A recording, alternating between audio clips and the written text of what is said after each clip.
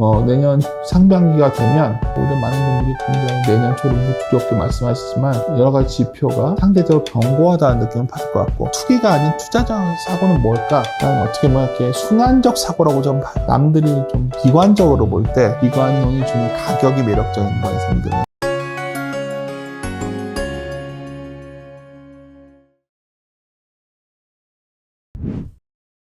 안녕하세요. 매경 자이언트TV의 안갑성 기자입니다. 자, 증시 8월 CPI 미국에서 발표된 이후로 너무 많이 흔들리고 있습니다. 분위기에 휩쓸리기보다 좀 굳건한 투자 원칙을 좀 세워주실 분을 모셨습니다. 이베스트 투자증권 윤지호 센터장님 모셔왔습니다. 네. 안녕하세요. 안녕하십니까? 요즘 시장이 너무 흔들리고 있습니다, 센터장님. 사실 연휴 전에 저는 그래도 연휴 이후에 좀 나아지지 않을까. 왜냐하면 일단 인플레이션 픽아웃이 좀 지표에서 확인될 거로 봤고, 그렇게 보면은 주식은 이미 충분히 싸져 있으니까 좀 그래도 좀 의미 있는 반등세가 이어지지 않을까. 연휴 전이 좀 그런 분위기였죠. 그리고 연휴 끝나자마자도 그런 분위기였고, 근데 이제 날 저녁에 미준 씨가 이 폭락이라는 표현이 적절할 것 같은데 왜 이렇게까지 내려왔을까 생각해 보면 결국은 이런 생각이죠. 연준 내에서 계속해서 저희들 좀 고통스러워질 거야. 다른 말로 하면 좀 긴축을 더 강하게 할 수밖에 없어.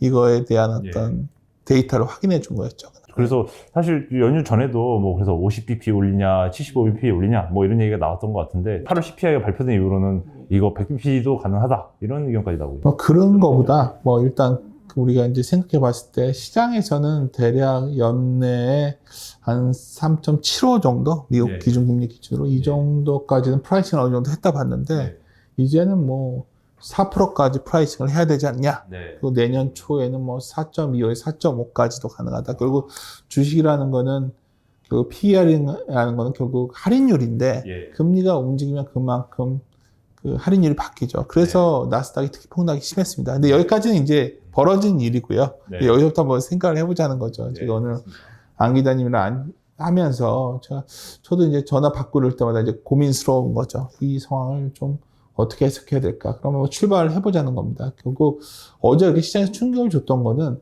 헤드라인 CPI, 그러니까 소위 변동비가 높은 에너지라던가 식료품 가격이 포함된 그것보다 코어 CPI라는 게 강하게 올라오면서 시장이 당황한 거예요. 그냥 너무나 상식적이겠죠. 이제 유가 같은 거야 진정되면 하락할 수 있겠지만 임금이라던가 주거비 같은 거는 이거 쉽게 하락이 되겠어? 이런 생각이 생긴 거죠. 좋은 상황은 아닌데, 한번 제가 데이터를 하나 말씀드리고 싶은데, 사람들이 이제 이 생각을 하는 것 같아요. 이렇게 되면 미국의 주거비 때문이라고 하는데, 다들. 주거비가 이제 어마어마하게 올라갈 거니까 이제 큰일 난 거 아니냐. 근데 제가 한번 그림을 하나 좀 보여드릴게요. 그게 뭐냐면, 많은 이제 언론지상에서 보면은 항상 미국과 한국의 주거비 비중이 나오는데, 한국이 항상 이렇게 많이 낮죠. 되게 낮네요. 물가에. 사람들이 왜 이렇게 우리는 낮게 칠까, 통계치를? 사실 개념의 차이가 있어요. 왼편의 그림을 보시면 물가 지수에서 미국은 렌트비가 차지하는 비중이 CPI에서 CPI에서는 헤드라인에서 한 31.2%고요. 코어에서는 39.5%예요. 그래서 코어가 올라온 이유는 사실 이것 때문인데 여기 재미있는 어떤 개념이 들어갑니다. 미국은 우리나라로 치는 렌트비도 있지만 9.6% 올라왔잖아요. 코어에서. 비중이 이 정도 되는데 9.6%. 왜 39.5%냐면 여기 29.9% 적힌 좀 아주 높은 막대기가 하나 있어요. 비중이 뭐가 높은 거냐면 이걸 갖다가 아래 제가 주석에 달아놨는데 OEI라고 해요.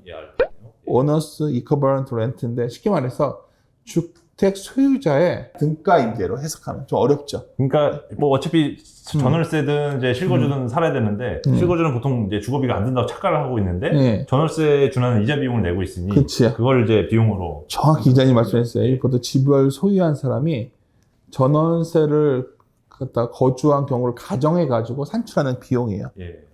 이거는 주택 어쩌면 가격을 어느 정도 반영할 수밖에 없죠. 제가 이 말씀을 왜 드리냐면 제가 이제 어제 CPI 나온 뒤에 좀 부담스럽지만 이것도 결국 안정화될 것이다 그랬어요. 그랬더니 많은 분들이 어떻게 안정화되냐. 지금 임대료가 올라온 이유는 쉽게 말해서 금리가 올라왔으니까 뭐 아무래도 그 더 렌트비를 내라고 해서 올라온 거 아니냐 이렇게 생각하시겠지만 사실 근본적인 이유는 미국의 부동산 가격이 너무 올라온 거죠. 집값이 많이 올랐어요. 그렇죠. 그러니까 제가 이제 뭐 시간은 좀 걸릴 것 같아요. 이게 집값이 내려온 데이터를 잡히는 거는. 그래서 뭐 몇 개월 걸릴 것 같지만 뭐 저는 잡힌다 봅니다. 결국 이것도. 왜냐하면 그 집 가격이 내려오고 그럼 부동산 가격이 왜 내려올 거 아니야? 미국의 30년 모기지가 지금 금리가 얼마인 줄 아십니까? 6% 넘었다고 들었죠. 6.1이에요. 네. 와, 그러면 6%의 지금 대출 받아 집을 살까요? 사실. 그렇죠. 그래서 저는 이 문제도 이제 고민스러워 하실 텐데, 하여튼 좀 진정될 확률이 높기 때문에 이 충격이 지속적인 충격은 되지 않을 것이고, 물론 뭐 집가격을 잡고 뭐 이런 문제를 잡기 위해서 좀 연준이 좀 더 매파적인 스탠스를 취하겠지만, 이번에 어쩌면 거의 3.75에 4%의 어떤 기준금리를 프라이싱 한 것이 아닐까, 하루에. 그런 생각도 좀 갖고 있어요. 그러면 여쭤보고 싶은 게, 그러니까 연준이 강하게 긴축에 들어가면 그 뒤에 반드시 따라붙었던 우려가 미국의 심각한 경기 침체 우려였는데요. 보통 이제 미국의 소비가 이제 집값과 실업 여부에 따라서 좌우를 많이 되지 않습니까? 두 가지 변수가 키인데 집값을 잡겠다고 또 금리를 폭등시키긴 또 어렵지 않을까 생각도 해보는데. 근데 이제 그게 참 어렵죠. 기자님이 아주 날카로운 질문을 해주셨는데, 결국 이게 소비를 건들 수도 있기 때문에 지금은 소비가 견고하고 고용이 받쳐주고 있거든요. 근데 이제 연준이 어디까지 인내할 것이냐. 물론 연준은 계속해서 반복적으로 이 물가를 통제하겠다. 강한 의지를 보여주고 있죠. 근데 다른 말로 하면 인군도 너희도 올리지 마. 그리고 집 가격도 올리지 마. 뭐 이건 신호를 주고 있죠. 근데 그거 왜 경기를 망가뜨려? 이건 아니겠죠. 근데 이제 여기서 고민은 다른 데 있어요. 만약 이 문제는 잡힐 것 같은데, 그나마 지금 CPI나 이런 것들이 선방한 거는 뒤에도 말씀드리겠지만 결국 에너지 가격이 잡혔기 때문이거든요. 그러니까 저는 이제 시장을 만약에 정말 안 좋은 시나리오가 뭡니까? 저한테 물어본다면 에너지 가격만저도 안 잡혔을 때죠. 지금 여기 보시면 에너지 가격은 지금 CPI의 기여도를 보면 상당히 마이너스로 기여도를 높았죠. 그러니까 이거를 감안하면 굉장히 안정화되고 있고, 아까 말했던 쉘터 부분은 이렇게 많이 올랐죠. 근데 이 숙박비도 많이 올랐고, 그러니까 서비스 쪽이 올라온 거예요. 그래서 결론적으로 말씀을 드리면, 코어 CPI가 좀 다소 좀 우리가 시장의 예상치 벗나가서 좀 두렵지만, 어차피 저도 실수한 부분이 있어요. 집가격이 좀 내려오니까, 또 식료품 가격이, 공물가가 내려오니까 좀 음식료 물가도 좀 잡히고, 이 소위 렌트비도 그렇게까지 안 잡힐 줄 몰랐는데 이 시차가 좀 필요하거든요. 그러니까 요즘 보시면 느끼실 거예요. 식료품 가격도 내려와도 이제서야 많은 기업들이 막 과자 가격도 올리고 그러잖아요. 그러니까 좀 뒤따라서 하는 경향이 있어서 이런 분들을 감안해야 된다. 그래서 다시 결론적으로 말씀드리면 CPI가 우리에게 주는 시사점은 연준이 어떻게 보면 어느 정도 이런 데이터를 좀 우리보다는 앞서서 생각해 왔고, 어떻게 보면 이것이 잡힐 때까지는 나는 긴축할 거야. 근데 그것의 상단이 어디냐에 대한 고민인데, 어느덧 이제는 4%를 넘어서 4.5까지 얘기가 나왔기 때문에, 시장은 제가 봤을 때는 한 3.75에서 4%까지는 프라이싱을 했다 봐요. 그러니까 그렇게까지 여기서 하방을 크게 열 이유는 없다. 저렇게 판단하고 있습니다. 그러니까 우리들은 어느 정도 이게 프라이싱이 끝났고, 이번에 CPI가 좀 진정되면 오히려 위를 좀 열지 않을까 이런 기대감이 있다가 그날 뚜껑을 딱 열었더니 야 이건 뭐야? 하고서 덜컥 금리를 상단을 더 열어야겠다. 그래서 그걸 막 프라이싱했고, 그 결과 이제 미국의 채권 시장이 요동을 쳤어요. 채권 시장이 훨씬 더 난리였어요. 그래서 여기서 이제 아까 기자님이 좀 제가 날카로운 질문이라고 하셨던 거는 제가 어떤 취지였냐면, 장단기 금리 차가 좀 더 벌어졌기 때문에 사람들은 이거를 이제 경기 침체가 좀 심하게 오는 거 아니냐 이런 우려까지 발전할 수가 있거든요. 근데 이제 제가 보기에는 뭐 지금 그럴 걸 전제로 해서 시장을 바라볼 필요는 없는 것 같고, 제가 보기에는 계속해서 말씀드리지만 연준은 현재는 체력이 된다 보는 것 같아요. 경제가 소비도 어느 정도 있고 고용도 잘 되고 있으니까 여기서 어떻게든 물가를 최우선해서 잡겠다. 그래서 무엇보다 이제 중요해진 거는 이 상황을 본다면 미국의 주택 가격이 좀 내려와야 되는데 제가 보기엔 올라가기 쉽지 않을 것 같거든요. 예, 그래서 그런 CPI 이슈는 좀 그 정도에서 저는 네, 좀 답변을 알겠습니다. 좀 하고 싶습니다. 알겠습니다.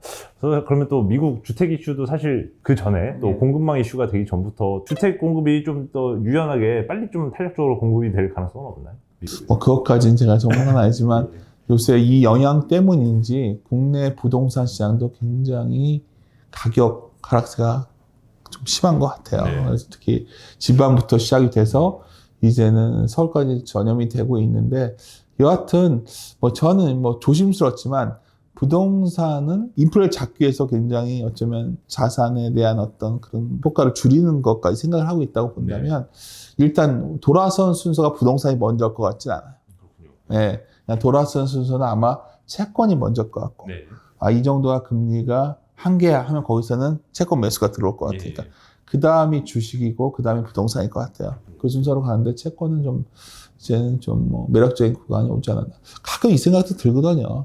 야, 미국채가 정말 4%짜리가 나오면 야, 이거 뭐 참 낮은 금리가 아니거든요. 그랬을 때 그거부터 사들이 가지 않을까요? 그래서 금리가 이제 마냥 올라가기 쉽지 않다는 말씀을 드린 거예요. 말씀하신 김에 주식 얘기를 좀 건너가서 해보면 제가 이제 안 기자님이 저를 이렇게 원하지 않으셨는지 거의 1년 만에 초청을 해주셨는데 작년 10월에 왔을 때는 제가 굉장히 시장에 대해서 보수적인 시장을 말했을 거예요.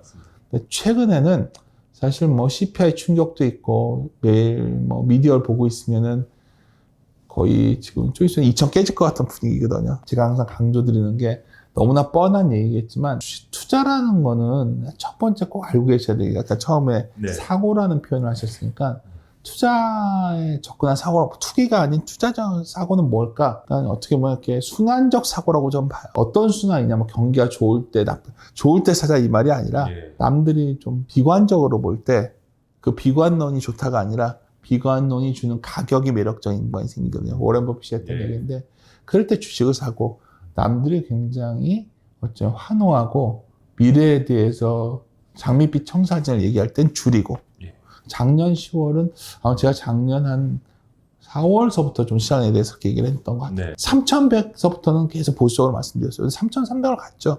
저는 뭐 그때 신경 안 썼어요. 왜냐하면 트레일링 포 PBR이거든요. 이게 뭐냐면 그 자본 총계, 뭐 미래 거 말고 그냥 지금까지 딱 자본 총계만 갖고서 자본 총계 대비해서 지금 시가총액이 얼마나 되냐 이걸 PBR을 본 건데 사실 그때가 1.2배가 넘어갔어요. 1.3배까지도 갔었어요. 그러니까 1.2배 이상에서는 우리나라로 봤을 때 모르겠어요. 뭐 과거를 항상 똑같지는 않겠지만 제가 봐왔던 소위 금융위기 이후의 사이클은 특히 상당히 부담스러운 레벨이거든요. 1.2배라는 거는. 그러니까 거기서는 굉장히 조심하셨어야 되는 거고 공교롭게도 그 당시에 삼성전자가 밸류가 비쌌음에도 많은 분들이 몰렸었죠. 반대로 지금은 어떠하냐면 트레일링 PBR로 2270 그때가 0.9배 약간 깨졌을 때예요. 0.9배라는 거는 더 깨져가지고 코로나 때는 0.63배도 갔었죠. 0.63배가 바닥이냐 이건 모르겠다. 제가 봤을 때는 이 0.9배 정도면 이게 어느 정도 레벨이냐 여기 제가 표에는 16% 적어놨는데 0.9배면 거의는 마이너스 18% 이상 지금 이익이 더 안 좋아졌을 때 레벨이에요. 그러니까 지금 사람들은 다 이 얘기 하잖아요. 우리나라 기업이 이익이 망가질 거야. 경기 진짜. 그걸 반영했다는 거죠, 벌써. 그 지수가 이미 저번 저점 수준이기 때문에 주가의 선행성을 믿는다면 저희 순환론적 사고로 본다면 지금은 여러 가지 이제 악재라든가 이러한 소위 내가 심리적으로 위축될 때 흔히 말하는 주가가 올라갈 때도 좋은 뉴스, 굿뉴스 플러스 심리적인 흥분이 뒤따라서 올라가는 거고 빠질 때도 배드뉴스 플러스 심리적 위축 때문에 더 빠지는 거거든요.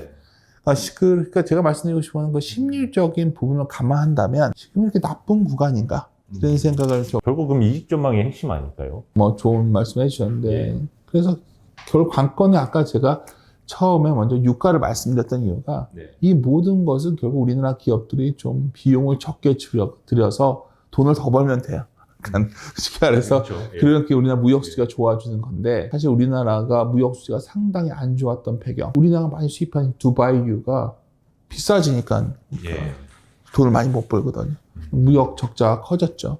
그래서 이 부분이 좀 빨리 해소돼야 될 것 같다. 저는 그렇죠. 그래서 저는 늦어도 내년 초가 되면 이익률 저점이 나올 것 같거든요. 늦어도. 네. 그렇게 되면 주가의 선행성을 믿는다면 올 가을이 우리가 모든 것을 팔고 도망갈 때인가. 오히려 많은 분들이 굉장히 내년 초를 무두렵게 말씀하시지만 저는 오히려 내년 상반기가 되면 여러 가지 지표가 상대적으로 견고하다는 느낌을 받을 것 같고 네. 또 아까 이제 우리 서두에 말했던 지금 고민이 되는 소위 핵심 물가, 코어 CPI도 미국의 주택 가격이 많이 빠져 있으니까 당연히 그걸 반영해서 내려와 있지 않을까요? 뭐 제 희망사항인가요? 하여튼 그런 국면이 올 수 있기 때문에 지나치게 시장에 대해서 그냥 뭐 여기서 더 흔들리더라도 예. 뭐 이런 것만 피하시면 돼요. 그냥 미국 주식 빠졌다 그날 아침에 다 집어 던지고 이런 것만 안 하시면 네네. 그래도 좀 견고하지 않을까 봅니다. 그래도 유가 차트 보여주신 김에 뭐 살짝 말씀드리자면 이제 그래도 유가가 그 지금 역축으로 이제 차트는 이제 화면상 띄워드리겠지만 오른쪽에 역축으로 돼 있단 말이죠. 이제 그래서 뒤집어 봐야 되는 이제 시점인데 이제 고점 찍고 이제 유가가 내려오는 단계에서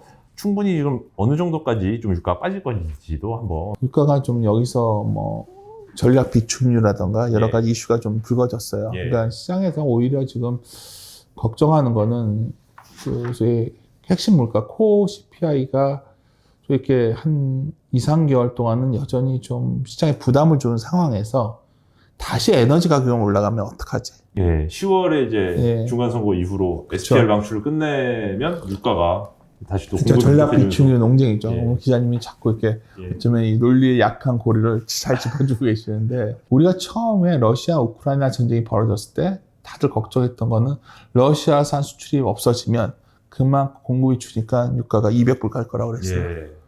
근데 지나고 나서 봤더니 러시아산 석유가 어딘가로 쓰이고 있죠. 예, 중국, 인도가 신는. 중국, 인도가 쓰는 거예요. 인도는 제재도 안 하더라고요. 근데 중국은 더 많이 써요. 사우디 같은 데는 머리가 아픈 거야. 그러다 보니까 좀 더 다른 나라한테 밀어내기 수출을 하는 거죠. 이번에 자꾸 감사하자고 하는 게 거기에 있는 거예요. 아, 나 가격을 유지하고 싶거든요. 한 90불 정도는 유지하고 싶은 거예요. 이건 다른 말로 하면 뭐 어떤 경우가 됐던 간에 이게 지금 뭐 유가가 뭐 다시 뭐 엄청 오르기에는 일단 경기도 안 되고 그리고 이미 적응을 한 거죠. 예. 뭐 러시아가 석유가 멈추면 아무도 안 쓸 줄 알았는데 다 흘러나가고 있고 이란도 좀 있어야 합류할 수 있고 뭐 이거는 지켜봐야겠지만 예. 그래서 제가 보기엔 좀 잠깐 아까 말씀드렸지만 겨울이 다가오면 항상 에너지에 대한 고민이 생기는데 일단 그러한 좀 우려는 있지만 그래도 유가가 여기서 고공행진할 가능성은 높지 않다 네. 판단하고 있습니다.